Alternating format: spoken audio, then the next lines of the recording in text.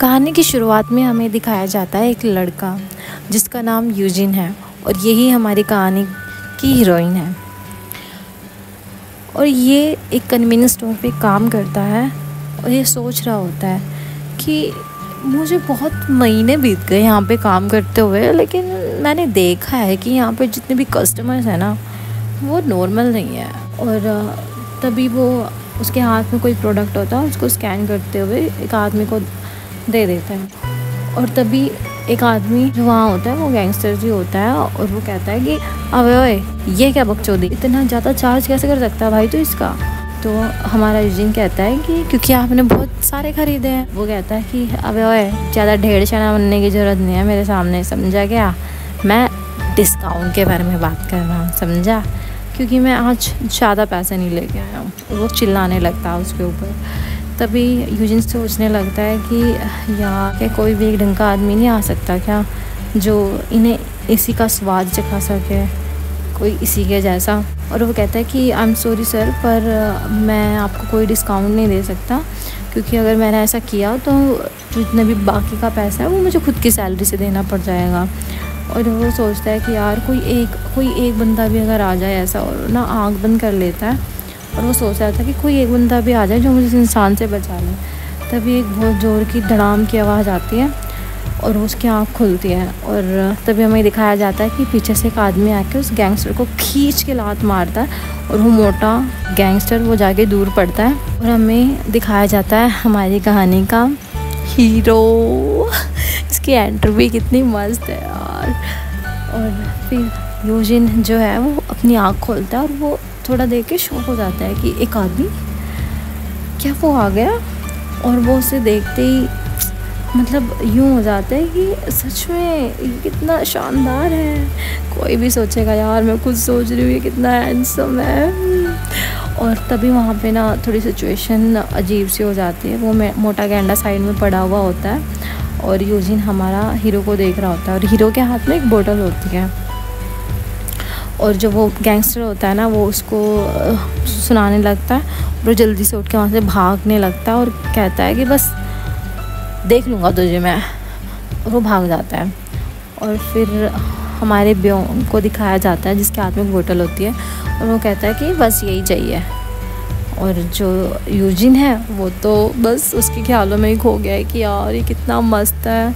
और वो कहता है वाह कितना मस्त है।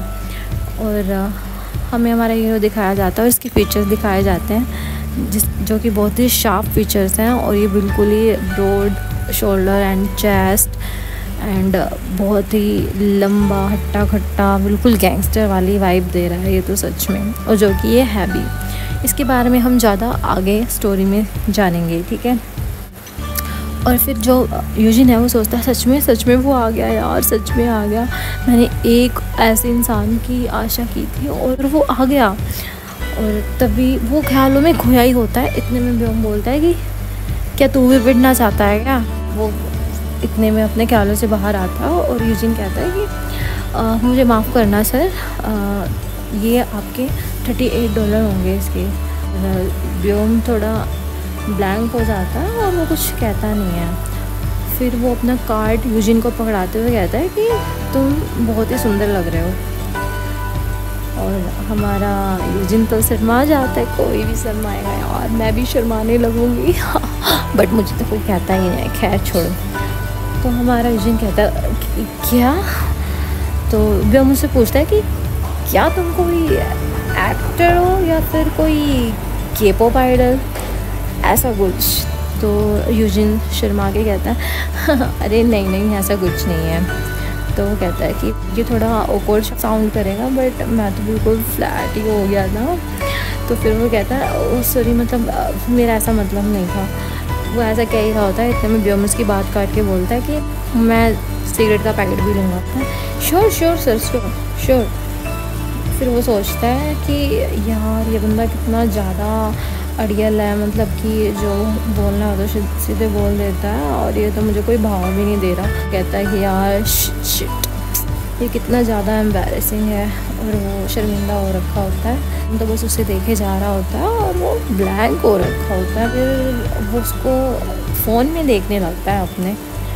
और जो हमारा यूजिन है वो कहता है कि ये यहाँ पे आपका कार्ड है सर। और वो सोचने लगता है कि ये ले क्यों नहीं रहा, पर व्योम तो फ़ोन में लगा हुआ है, वो शायद किसी को मैसेज या कॉल कर रहा होता है। तो वो कहता है, यूजिन कहता है कि please take the damn card.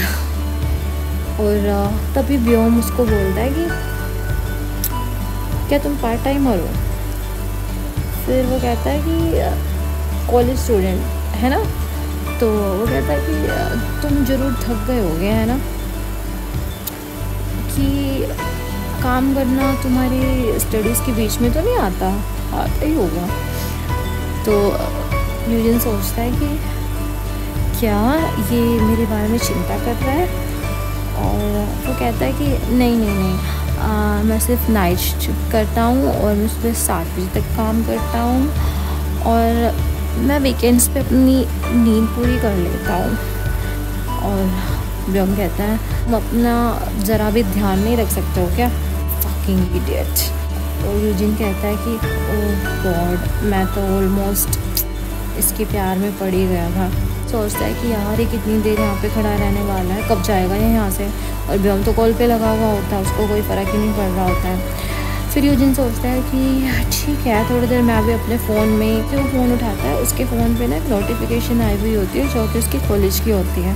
उसे कोई असाइनमेंट पूरा करना होता है, समथिंग लाइक दैट। उसमें जो हेडलाइन होती है वो होती है टुडेज़ हॉट टॉपिक्स। और उसमें 4 टॉपिक्स दिए होते हैं, जिसमें से जो टॉप पे होता है उस पर उसकी नज़र पड़ती है, जो होता है the reality of gangs today. वो एक बार व्योम को देखता है तिरछी नज़रों से और फिर वो सोच में पड़ जाता है कि गैंगस्टर्स ज़्यादातर बिजनेस चलाते हैं, लोगों को मारते पीटते हैं, लोगों की जेबें लूटते हैं और वो वायलेंस भी करते हैं। और वो लेकिन पुलिस की नज़रों में नहीं आते हैं और वो कितना भी कुछ करें बट वो दिखाते नहीं है लोगों को। वो ये सोच ही रहा था, इतने में उसको एक आवाज़ सुनाई देती है। वो क्या, तुमने क्या किया?